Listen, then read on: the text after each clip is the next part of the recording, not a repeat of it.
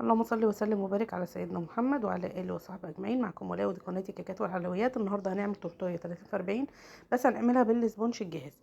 للناس اللي كانت عايزه نفس المقدار السبونش جاهز، مش دي بيتي، فانا عملتهم نفس المقادير، ان شاء الله تعجبكم. في صاج 27 في 37. في ناس كتير قوي سالتني على الصاج ده بيظبط في تورتيه 30 في 40. انا هوريكم دلوقتي وهتشوفوا هيظبط ولا لا. اول حاجه حطيت بيضتين، حجم البيض كبير، معلقه محسن 35 جرام، و200 جرام من دي السبونج الجاهز، ونص كوبايه من الميه المتلجه. ضربت كل المكونات دي على اعلى سرعه وجهزت الصاج بتاعي. الصاج طوله 37 والعرض 27.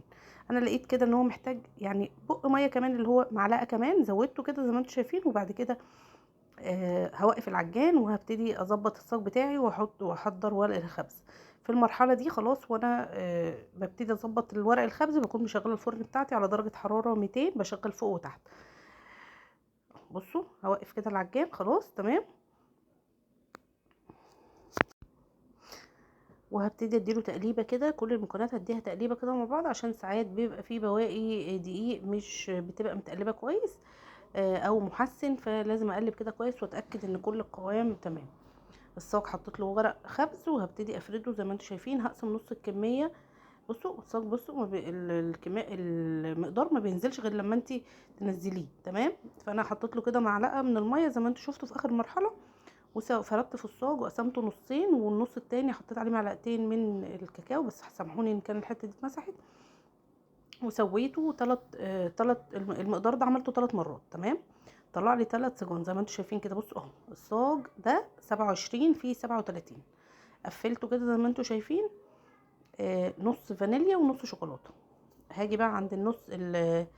بصوا انتوا شايفين بنفسكم الصاج اهو، البورد انا ما غيرتش اي حاجه. اخر صاج اهو اللي انا كنت حاطاه في الاول خالص، حطيته زي ما انتم شايفين. حطيت عليه كميه من الكريمه البيضه الاول، علشان التورتيه دي هتبقى داخلها لون. فانا علشان اتفادى ان الاسبونج الابيض الفانيليا يجي عليه من اللون صبغه كده وتحس ان تلزق في اللون، فبحط مسحه بسيطه كده من الكريم الم بيها فرفته الكيك، وبتبقى لونها ابيض اهو. دخلتها التلاجة شدت شويه، تحسوا ان الكريمه قلت شويه. لا السبونج شفط الكريمه، بس عادي هي لازم تخش التلاجة شويه.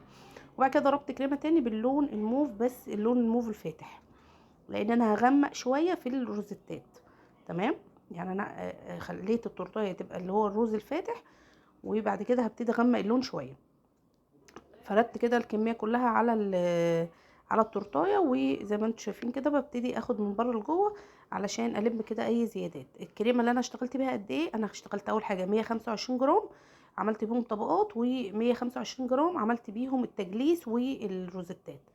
ضربت بقى كريمه يعني الكريمه اللي فضلت بقى عملت كريمه بيضه، والباقي غمقته شويه علشان اعمل بيه روزيتات. الروزيتا بقى القمع اللي انا بشتغل بيه ده قمع النجمه المفتوح، بس والله هو مش مكتوب عليه حاجه.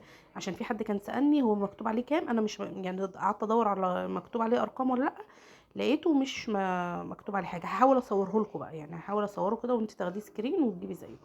عملت زي ما انتم شايفين كده روزيتات، روزيتا بشكل الورده ابيض، وواحده موف.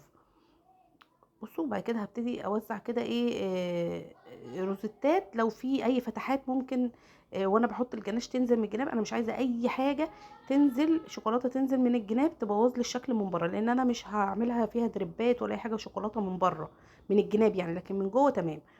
فانا بحاول كده ايه اقفل التورتيه من تحت روزيتا برضو موف، وروزيتا لونها ابيض، ومن الجناب عشان اديها نص دايره كده. برضو حاولت ما خلاش تبقى شكل مربع من الجناب. جيت زودت كده من كل جنب روزيتتين عشان تديني الدوران ده. وكنت مجهزه الجناش وابتديت اقفل اغطي المنطقه دي كلها بالجناش. دخلتها التلاجة شدت شويه، وبعد كده عملت اللون الاخضر بورق الشجر عشان يعني تكسر معايا اللون شويه وتظهره، يعني فاهميني. عشان يبان ان هو ورق شجر يعني. بصوا تقدري بقى تحطي تحت فوق. انا حطيت برضو تحت كده جنب الروزيتات اللي من تحت كده شويه من اللون الاخضر برضو. وبعد كده جهزت هابي بيرث دي بالحروف. ده مولد سيليكون بحط فيه شوكولاته مسيحاها في المولد، وبكتب اسم البنوته وهابي بيرث داي، وبعد كده بغطيها بالدست، وببتدي احطها لما الجناش يشد شويه. وبعد كده ببتدي اوزع كريسبي صغنن اللي هو اللولي الصغنن الاصفر ده. لو ما عندكيش يبقى لون ابيض وتحط عليه شويه من الدست هيديكي نفس النتيجه، وشويه من الفرماسيل بقى كده برضو بتحط له نفس الدست كده عشان يديكي نفس الشكل. هوريكي بقى كده، حطيت فرشتين كده برضو حلوين عشان ايه تناسب الاجواء يعني. التورتايه دي طلعتها على 650 وحطيت قلب صغنن كده وكام كريسبيايه. ودي كان الفيديو بتاعي، يا رب يكون عجبكم واستفدتوا منه. ما تنسونيش في اللايك والاشتراك في القناه وتعليقاتكم الجميله.